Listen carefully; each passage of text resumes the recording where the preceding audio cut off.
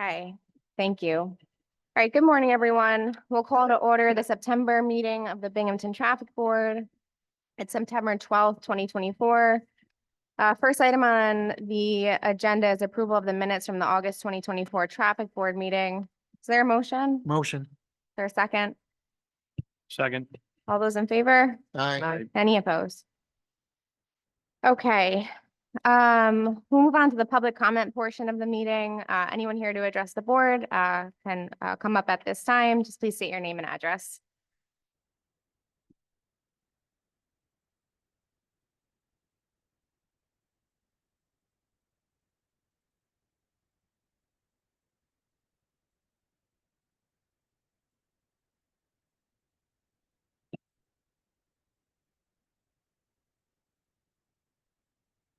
My name is Gary Loyally. I live at 89 Upper Vine Street. There's been a lot of discussion about making Upper Vine Street, that 150-foot section, a no parking area. My concern is we do have a lot of visitors occasionally, and they're all obviously our age, in their 60s and 70s. And we like to see them park on a level surface rather than park on a hill. You propose making the east side, which would be the side in front of our house, as a no parking zone, and the opposite side available for parking. My concern is on the opposite side, you have the curb, and then you have immediate drop off, roughly 10 to 12 feet. You would need to put some type of safety guardrail up there, so when somebody gets out of the car, they don't stumble over and go down the embankment. That would be one of my concerns. And another concern is, why make the entire area no parking when you can easily put no parking signs on either side of the fire hydrant with arrows, as you have done in numerous locations within the city? And that would solve the issue of the hydrant being blocked by parked vehicles. And it would still allow us to have company park on a level surface where they're not next to a drop-off embankment. Thank you for coming today. So at the last traffic board meeting, the traffic board made the decision based on the recommendation of the fire department to make one side of the street no parking to ensure emergency vehicle access, essentially that the fire trucks could get through in case of an emergency all the way to the end of the street. The east side of the street was suggested as no parking since the fire hydrant's already there. There's already some no parking in that area. To extend it all the way down would just extend the no parking. From Sherwood all the way down to the end of the existing of the roadway. You're making that a no parking zone. That's correct. Just from, You just do the 30 feet where the fire hydrant is, it will solve the same issue. so it's not an issue of blocking the fire hydrant, and it's an issue of emergency vehicles accessing the full street. So the Okay, so what's the difference of having cars parked on the west side or parked on the east side? that's Still a gonna have the available space going down the road. that is a change that we can make. We have to, the recommendation of the fire department is one side of the street has to be no parking. Then why don't you make the west side where there's a drop off, there's a hazard for people, make that the no parking side? We typically do it on the side that the fire hydrant's on, because that section's already no parking. It's, I think, 2 houses affected, including yours. So if you're okay with losing that, not having the parking in front of the fire hydrant and then no parking on the west side of the street, that's something that we can consider switching at the next meeting. I am content with that. Like I said, that side's got an immediate drop off. There's no grass or anything. As soon as you have the curb and it sorry. Oh, that's okay. You have the curb and it immediately drops off right there. So that's the safety concern that we have. Somebody getting out of the car and tumbling over and off the edge. Understood. So it would make more logic to me, unless you want to talk to that homeowner and have that entire elevated, so there's not that immediate drop off. I think that's would be kind of ridiculous to do. Sure. No, so at the next traffic board meeting, we can place it back on the agenda and just have a motion to swap essentially which side there will be no parking on. I think the west side would be the ideal spot for no parking, and then no parking in front of the hydrant area, which is obviously law already. Yes. Yes. And as long as you're okay with you'd lose a couple extra spots because of that fire hydrant parking. If that seems to work Sure. for you, I think that's, My past experience was I was a part-time police officer in New Jersey for a few years. With 35 years as a firefighter in New Jersey. I'm very familiar with emergency vehicles, emergency equipment, and fighting fires. And that will not create an issue having the west side as a no parking zone. sure, the fire department agrees. It's just got to be one side, no parking. So we're happy to do that the next meeting. Can you just do me a favor and for the record, can you spell your first and last name for us? I'm sorry, say that again. Can you just spell your first and last name for us for the record? We didn't catch your last My name. first name is Gary, Gary. My last name is Loyally, Loichle. And it's 89 Upper Vine is your residence? A resident of 89 Upper Vine Street. Okay. Thank you for coming today. I appreciate it. Thank you. I appreciate taking this under consideration.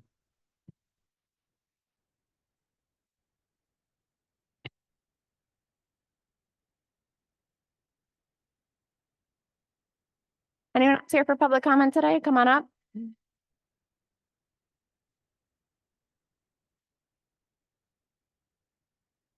Yes, please.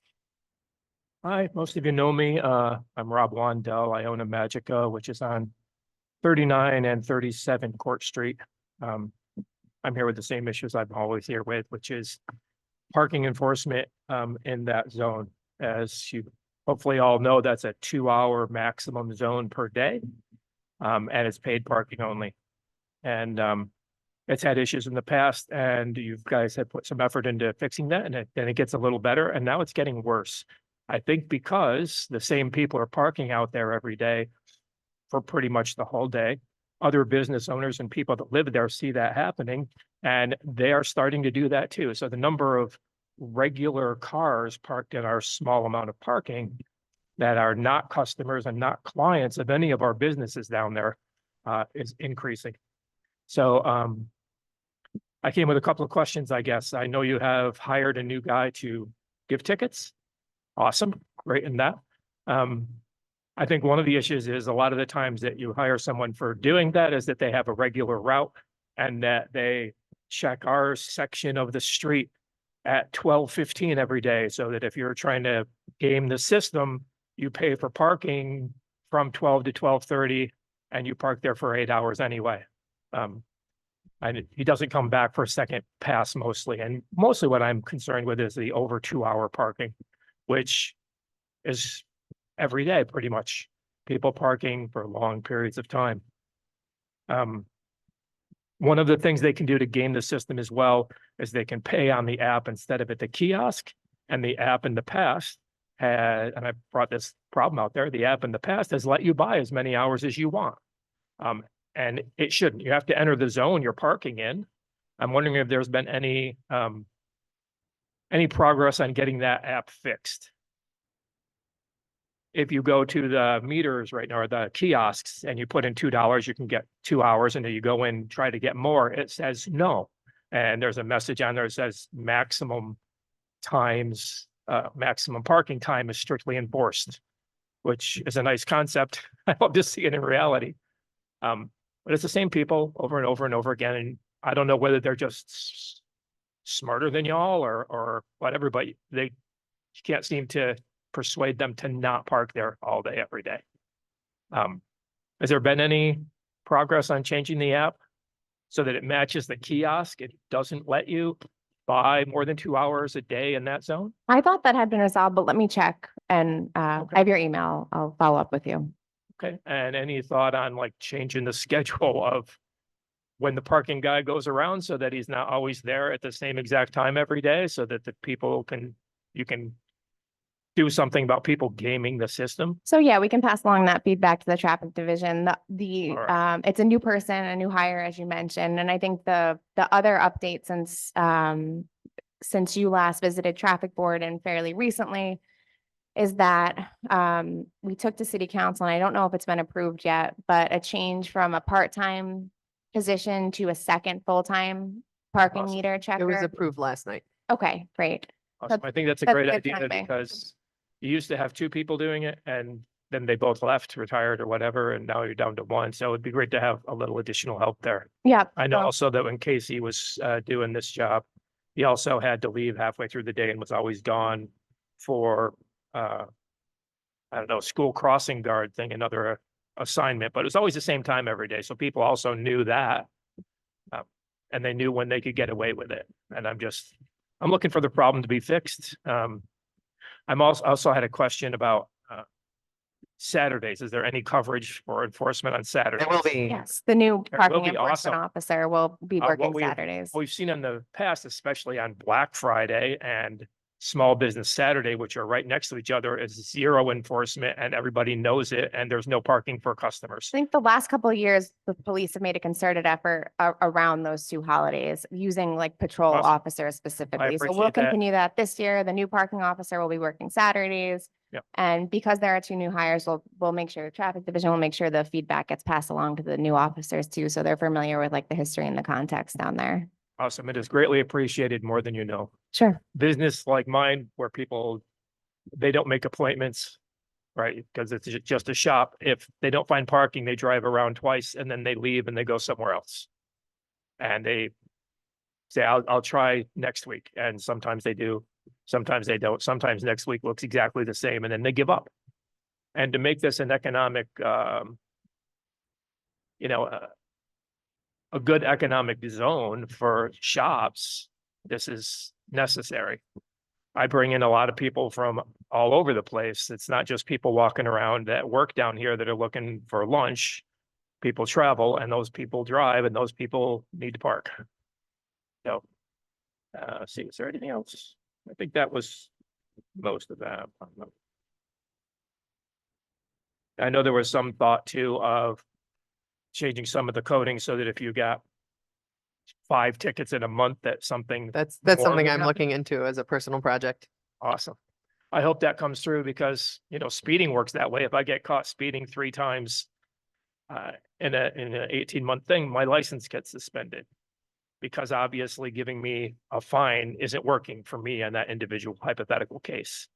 And just these people paying the tickets when they get them is not encouraging them to change their behavior. I'm not looking for them to get punished. I'm looking for them to not park there. Sure. And to do like I do, pay a monthly fee, park in the ramp, let your customers park out front. Each one of those spots should serve 8-10 customers a day.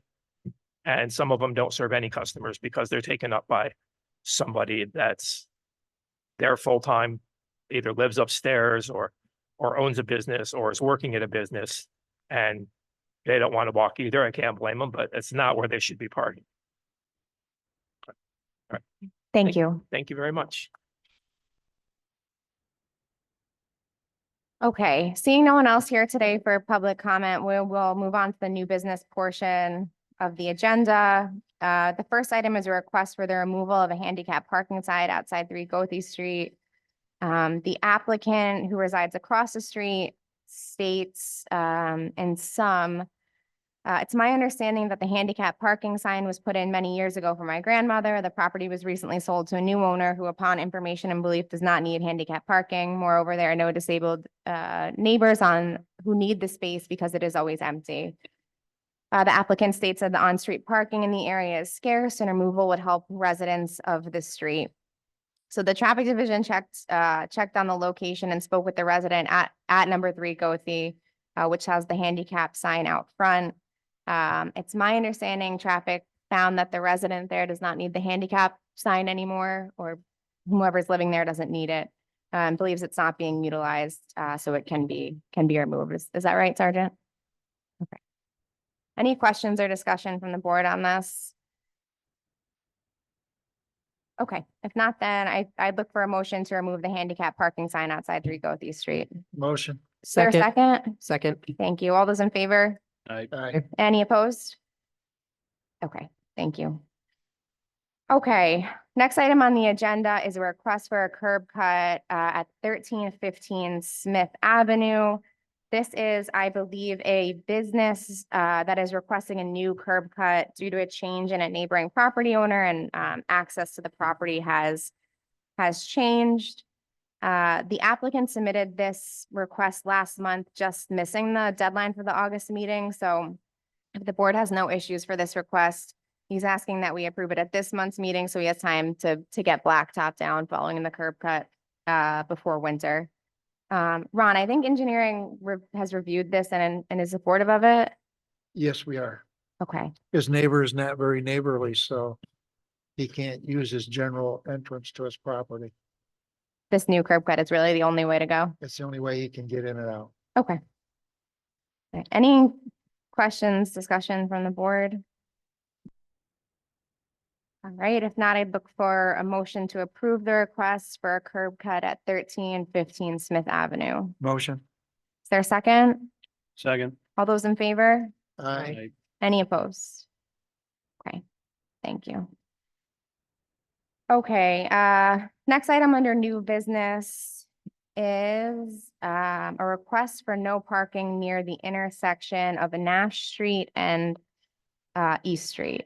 So the applicant here states vehicles are unable to make the turn at the bottom of the hill when cars are parked on both sides of the street because of how narrow the street in this area is.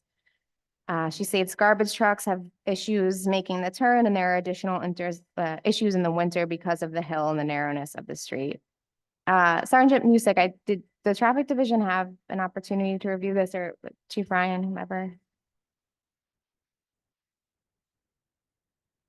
Not yet. Okay. Okay. I know that we confirmed with Public Works Commissioner Paluti, who's not here today, that it seems like there are some areas with some issues with trucks being able to make turns in the area. But if you wouldn't mind going out and taking a look, Sergeant. It was Commissioner Paluti's feeling, I think, that the street is pretty narrow there, and if we need to loop in the fire department again, just for in terms of like emergency vehicle access, I think we can do that, but and we can put that on the agenda for the October meeting, if I could get a motion to hold over. Is Motion to hold over. there a second? Second. All those in favor? Aye. Any opposed? Okay, thanks. Well,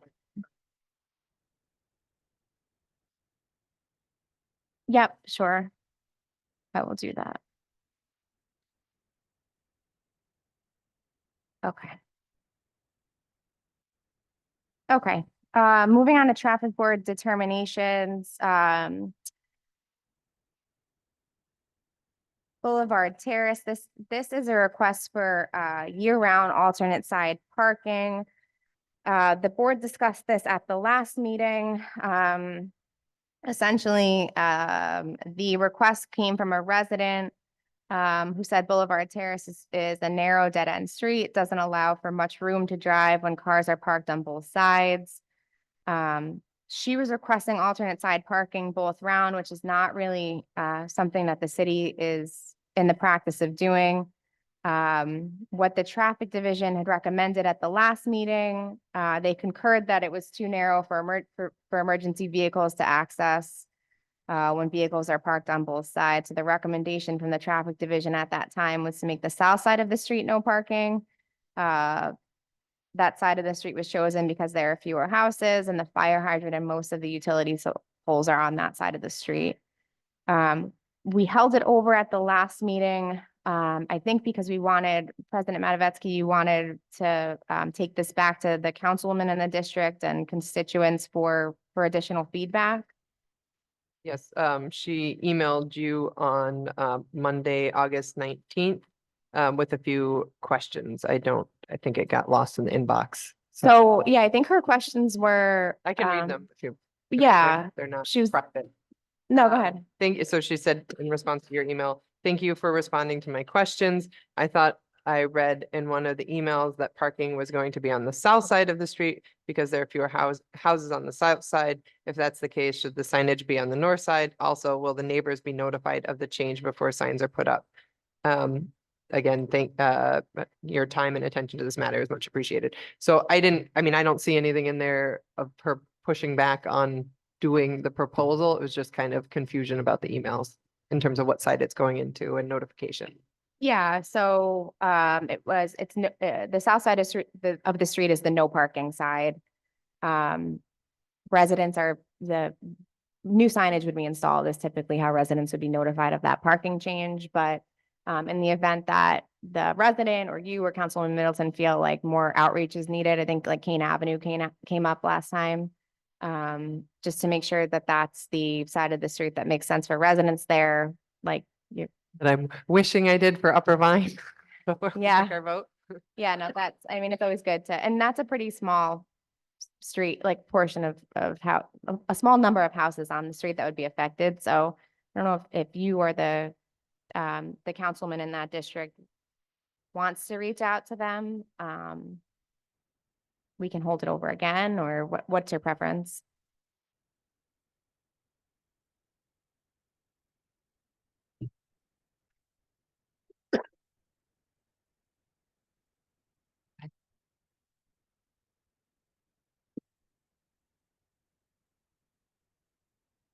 I guess the other thing Yeah. too is that we can approve it today contingent on not Yeah. hearing, like council No, has a yeah. 30-day review period for this stuff anyways. If Okay. there turns out to be an objection, we can approve it today and And I think that makes sense, because at least from her, it doesn't sound like she's concerned about which side of the street it is. She just wants to know which side of the street the way I'm reading this. yeah, that was my understanding too. She was just looking for clarity.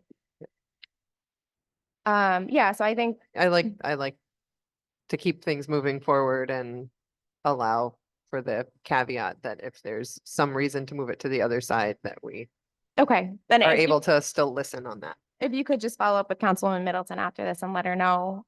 But if not, I guess otherwise I would look for a motion then to make the south side of Boulevard Terrace no parking. Is there a motion? I can motion that. Is there a second? I'll second. All those in favor? Aye. Any opposed? Okay. That passes. Thank you. And just keep us posted if anything comes up. Okay, the last item on the agenda is 187 Clinton Street. This is related to the affordable housing project on site, and their request for various curb cuts to accommodate that project on Clinton Street, Hudson Street, and Slauson Avenue. Ron, I think yourself and Ed Egan reviewed this from engineering, right? And it looks okay? We have, and we're okay with it. Okay. This has been a discussion item for a couple times before the traffic board now. Is there anything else, any other questions or comments on this? If not, I would look for a motion to approve the curb cuts as outlined by the applicant at 87 Clinton Street. Motion. Is there a second? Second. All those in favor? Aye. Any opposed? Okay. Any other business, discussion items, anything from other board members or otherwise today? I have a question. Someone reached out to me asking about how we get deer crossing signs. So I don't know if since we're already in a residential speed limit area, whether or not that's like something that is even put in places. But obviously in the south side, we have a lot of deer, and it was a question, and I didn't have a concept of even if that was something that we do. We do. We installed one recently, like in the area near Ely Park is the last one that I can think of. And I'm trying to recall if that had to go through traffic board. I don't think it does, but either way, if you want to just forward that to me, we coordinate with Commissioner Paludi and DPW on the signage. I'll check that it doesn't have to go through traffic board. And we can help with that. Thank you. That was my odd item for the day. Sure. All right. If nothing else, then I would look for a motion to adjourn. Motion. There a second? Second. All those in favor? Aye. Aye. We're adjourned.